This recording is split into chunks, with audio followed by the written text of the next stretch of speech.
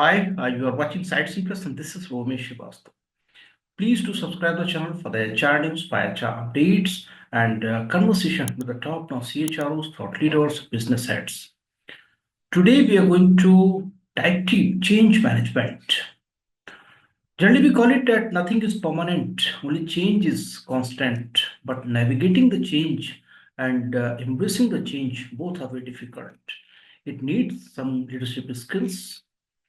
We will try to dive deep what leadership skills are needed, how to navigate the change, how to embrace the change, and what is the spiritual perspective. Joining us, two very senior panelists. Let me welcome Yogi Balkrishna is a spiritual teacher, author, and founder of Vedant-vidya Sanathan Trust. And Mr. Nath Varma is a former executive director, human resources at NTPC. So welcome both of you. And very first, I would like to know, Yogi ji, that how do you see what is the change management? How do you see its importance in current evolving business landscape in India? As you asked, what is the importance of change? First, we have to understand the profundity, the pervasiveness of the change. Change is happening everywhere. Sometimes our ordinary eye and ordinary mindset does not see and perceive it. If you look at Indic wisdom, there is a saying called Parivartanam eva sthiram masti. The only thing that does not change is the change itself. So change is very pervasive and very profound. If you look at the body, with respect to the body, the Bhagavad Gita says, Dehino asmin yatha dehe kaumaram yavanam jara tatha dehantar prapti dhiro tatra na muhyati. He says, look at the body. Now, from the childhood to adulthood to old age, it is changing on a daily basis, on a moment-to-moment basis. And he's counseling Arjuna that do not grieve the change, do not be afraid of the change, because change is the reality. And you cannot fight the reality head on. You have to align with the reality and then take on with that, shape that reality according to your goals, according to your ambitions. So the first thing is the profundity of the change. Now, if you approach the change from the management angle, there can be three responses. Change is there. Whether you are in a business, you are in a politics, you are a social leader, it is happening all around you. And also, if you say the word leadership, leadership is always synonymous with the change. Why people need leader? Because he changes the condition for the better. Why else leaders are required? So there is a state A and he takes you to the state B, which is much more convenient, much more comfortable, much more welfare oriented for the people. So coming back to the management aspect of it, there can be three responses. One is that you become oblivious of it. You close your eyes, ostrich syndrome, and become a victim of it.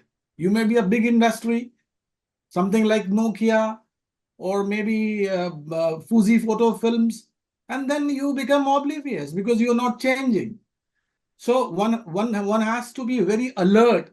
The second aspect is that you endure change. You see the change, somehow you endure reactively.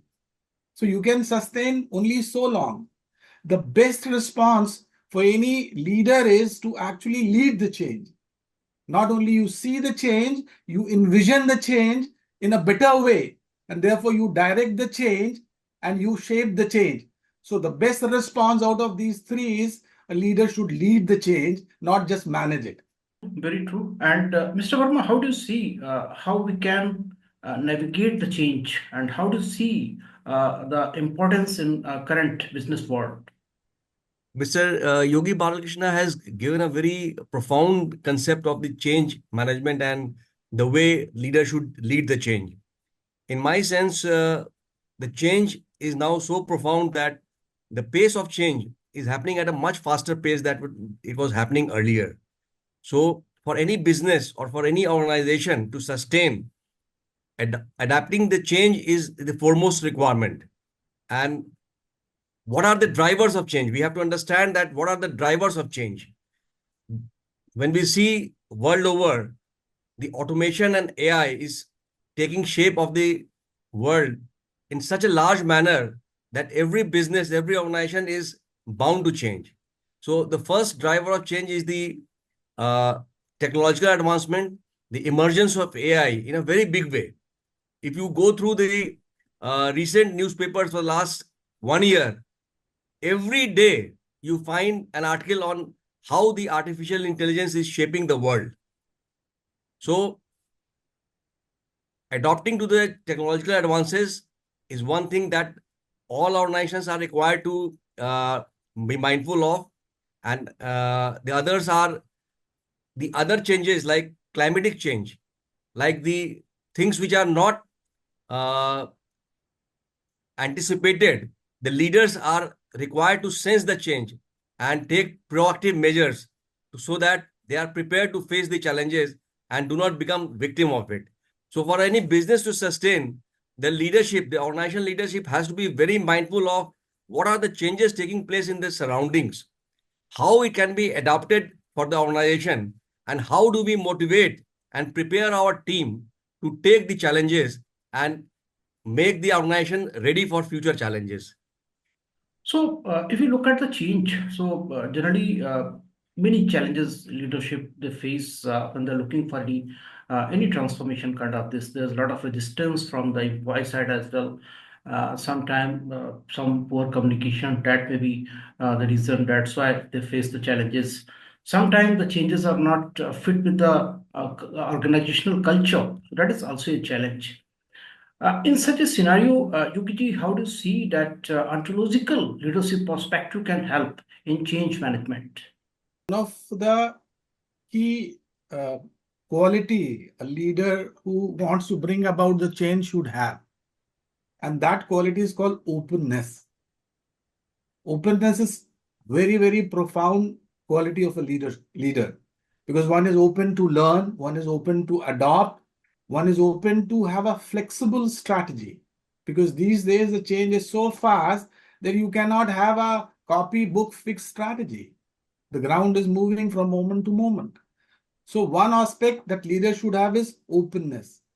I'll give an example which is ontological in nature, of course. If you look at the space houses every change, but then space does not change. When a flight takes from A point to point B, space remains the same, as the pilot will have a difficulty to reposition space-wise. So therefore, there is an internal space also within the person. So when a leader is trying to manage external change, he has to find a changeless ground within. And that is where the ontology comes to help. Even though the body is changing, but there is something changeless within us. In ontology, we call it consciousness, Chaitanyam, or in Vedanta, we call it Brahman. So that changeless ground of being, a leader should be very aware of and operate from there. Only then the enormity of change, the profundity of change can be shaped in a way which is welfare oriented for the all, for the stakeholders, for everyone, for the earth. So my point is that openness should be inculcated and one should look within to find that changeless space. Mr. Varma would like to add here something. Yes, when we see the change management as a concept, I think it operates at three levels. The one is the changes that are taking place in the environment, outside of the organization, outside of the individuals. What are the changes that are taking place? Can we anticipate those changes, or can we at least make pace with them, the changes that are happening? Then what are the changes required for the organization to sustain and prosper? And the third one is how to change the person at individual level. So these three things are very much interwoven. And unless all these three dimensions, the individual changes, the organizational changes, and the environmental changes are understood properly and addressed, it is very difficult for organizations to survive. And it is more so profound in these days where the change of pace is happening at a very lightning speed. So true. Mr. Varma, you have been with the NTPC for a long period of time, and have been, have seen a lot of transformation, many changes you have already led there. So, if it is aligned with the organizational culture, so sometimes that can facilitate you when you're looking for the change. But if it is not aligned with the organizational culture, then it will hinder. Obviously, you will see a lot of challenges. How do you see the correlation of change management, you can say, with the organizational culture?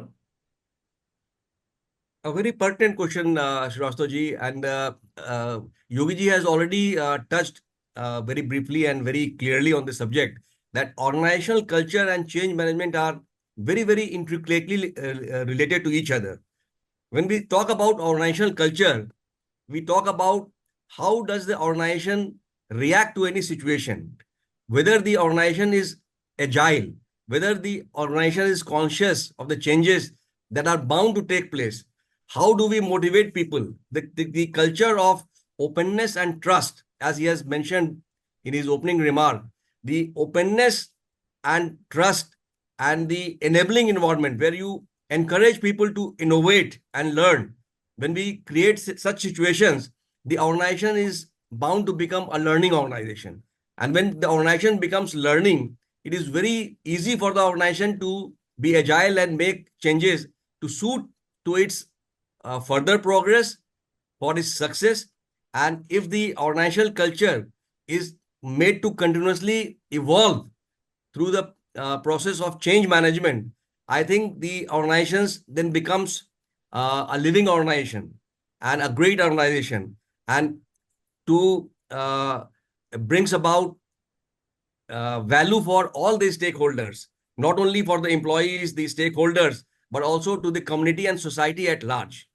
So that is the purpose and that is the aim of the evolved style of leadership, and the change management and organizational culture are very much required to make the organization great, successful, and prospering. So, Yogi ji, coming to some spiritual parts, some ontological leadership. So, when we're talking about the organizational culture, so that is always leadership driven culture almost. So, how do you see this spiritual, you can say leadership, or you can say the ontological leadership, how it can value add into the organizational culture when we're talking about the change? The team is prepared for the change, any change at any time. So if you, for me, the one of the core, one of the soul of the organization culture, the soul of the organization culture, let me put like that, the very soul of the organizational culture is its values. And every evolve of an organization defines what are its vision, mission, and values, because that becomes kind of a mantra for them, kind of their scripture. So, and if you look at any organization and look at their values, values like learning, values like openness is there, value like customer service, sustainability. At a deeper level, all those values are actually spiritual. Any value you pick up, deep within, they're very spiritual. That's why only evolved organizations are able to do that. Not just a beginning organization or a middle level organization. So one is the leader has to define the right values which are aligned with its business. Because every business, even though others' values also may be relevant to you, and the inventory of values is a lot. You can define 50, 60, 100 values in different shades. So organization has to focus on some 5, 6, 7 values which is aligned with its business idea, and then build a culture based on those values. Only then the change will be sustainable. Only then the organization will prosper. Absolutely. So, Mr. Varma, leading the change, or you can say being as a transformation leader, that is not easy. It needs some skills. So, for a successful transformation, what the skills that should be there in leadership, that leadership is going to lead the change.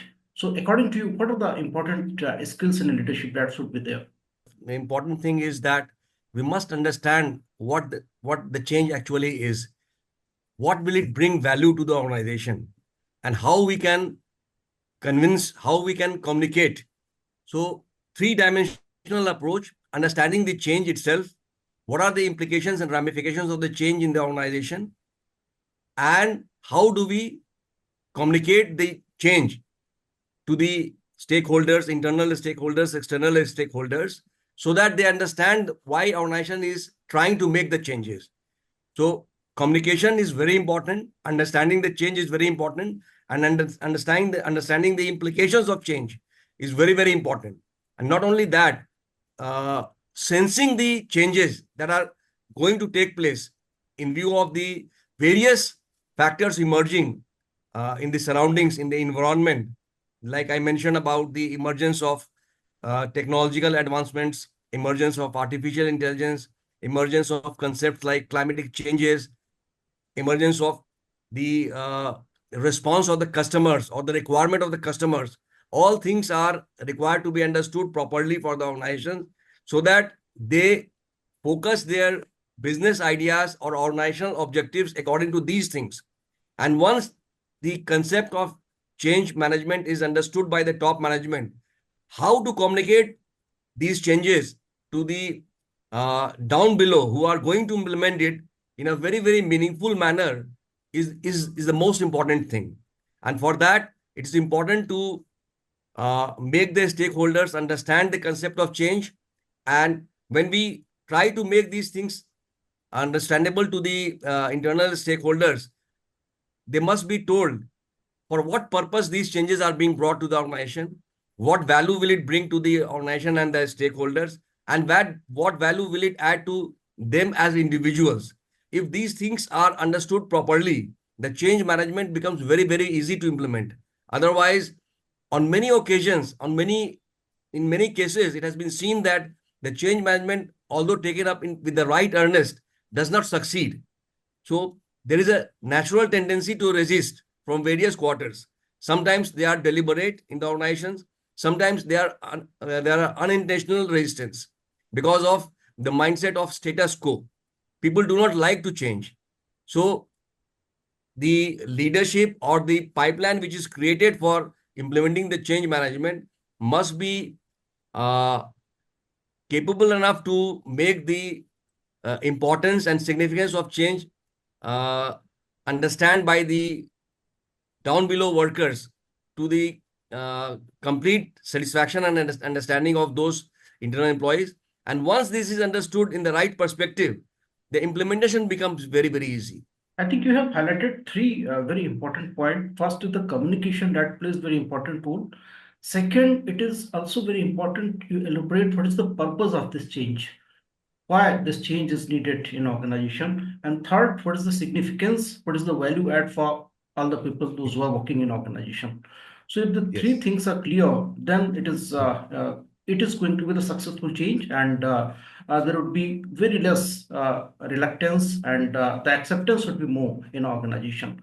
Yogi, you would like to add something? I would say that, like as Varma ji said, that uh, the resistance is there. The change, the natural response to any change is resistance because that's a law. That's also a reality. As there is in a material world, the law of resistance, the Newton's law, so is in the psychological world also. We want to stay in our own frame. So the communication and the communication in a manner which is inspiring, which is entertaining, inspiring, educating, and very creative. Unless that is there, the openness does not happen. Because first the buying has to happen.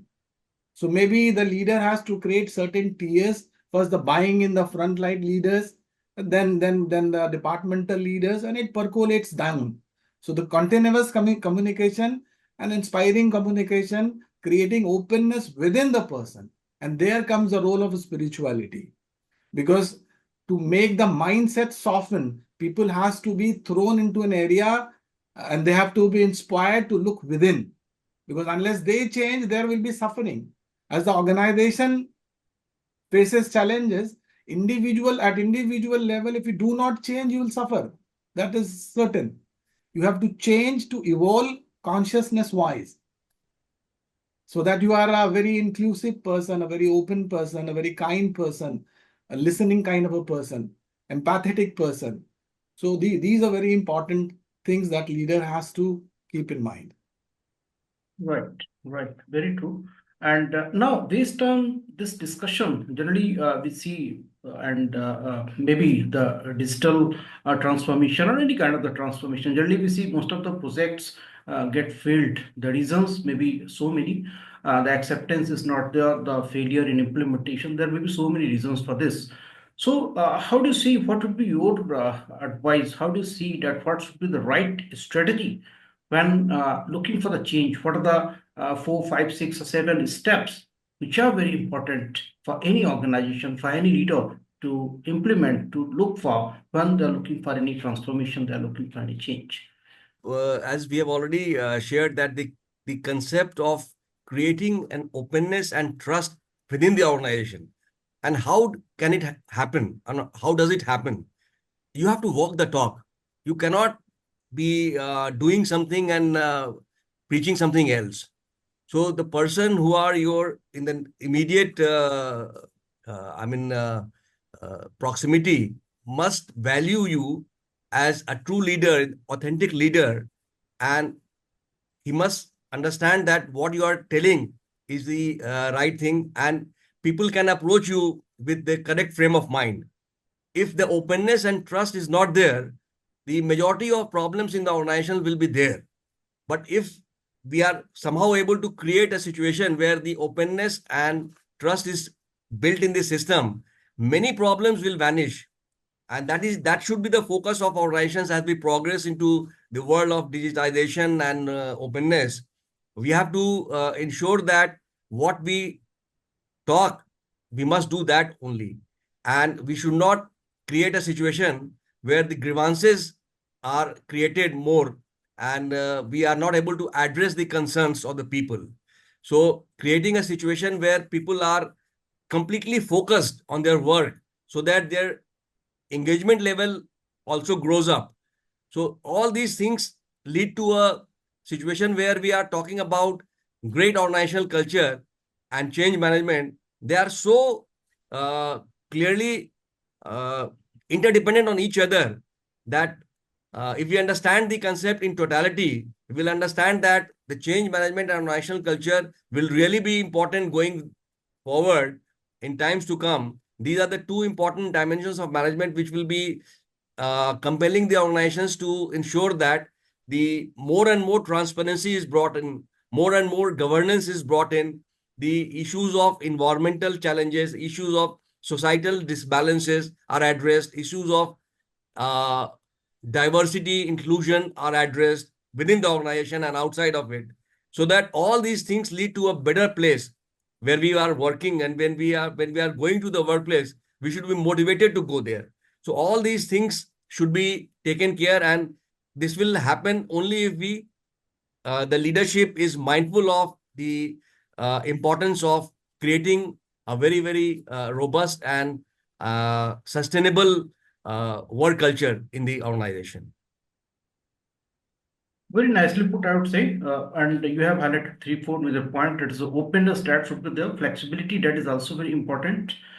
Purpose that should be very clear. Transparency is very important. So, based on this, Yogi, you would like to share any of example where you see with the spiritual perspective how it can make it more successful transformation if this is with the spiritual leadership. When you talk about spirituality, at the core, spirituality addresses an individual. So even though I also worked in certain organization for certain time, but my specialty is to talk to individual, to create openness in the individual, to create teachability in the individual. So even in the organization also, because the resistance come from the people. And when you're saying communication, you have to communicate to each and every one in whatever manner. So, because if a group of people is there who are resistive, even a small group can create a problem, big problem. So, spirituality only addresses individual. So, I will stop here. So, communication is like how a person changes to become a soft person, a growth-oriented person, than just being caged in own ego in own narrow thinking, in a very pigeonhole kind of thinking. So one has to break that pattern, and the spirituality does that. So, how do you grow individually? That is a very great example, I would say. Mr. Verma, I think we have been trying to cover all the important points of this topic. Anything else which is important and we did not touch you would like to share? One aspect is that when we talk about the modern day organizations and we talk about the modern day workforce, we talk about the Generation Z and the millennials. Because organizations are now having people on the older generation to the newer generation to the very new generation, and the demands are very many. So organizations have to be mindful of the aspirations of various stakeholders, various groups within the organization, and the change management has to be implemented and responsive to the needs of each section of the employees within the organization. That should be very, very important, and the leadership has to be mindful of such requirements for any change management process to happen and for creating a great organization culture. That is what I wanted to add here. Yogi ji, any of your final comments? I'll say, if you say change, so change as a natural phenomena has been always there from the time of Buddha to modern time. Buddha gives something called Kshanikavada. Surdas says, Kamangu kachuthirana rahai dekhat nayan chala jagajai. He says, what should I ask from Lord when everything is so momentary? It just goes. So one is the phenomenal change. The change that we are focusing is the human created changes, the innovation created changes, the natural changes are there. So these two changes also have to align with each other and should not go into a confrontation mode so that humanity confronts with the nature. So a change has to be so that the natural phenomena of change and the human inspired change, they dance and they remain in synergy and symphony. Otherwise, the humanity will somewhere perish. Right, so true. So, if I try to summarize the whole conversation, so if you are looking for the transformation as a leader who's leading the change, so the purpose of that transformation that should be very clear, and it must be communicated very well. So, communication that is very important. Flexibility is equally important. So, if you consider three, four elements, so I think that can help you leading the change. And for embracing the change, I think openness is very important. If you're not open for the new ideas, if you're not open for new technology or anything else, then it is very difficult to embrace the change. Thank you so much, Mr. Varma and Yogi ji, for joining the conversation and sharing your wonderful thoughts. Thank you so much. Thank you so much, Thank you, Ramesh ji. Ramesh. Thank you for having us.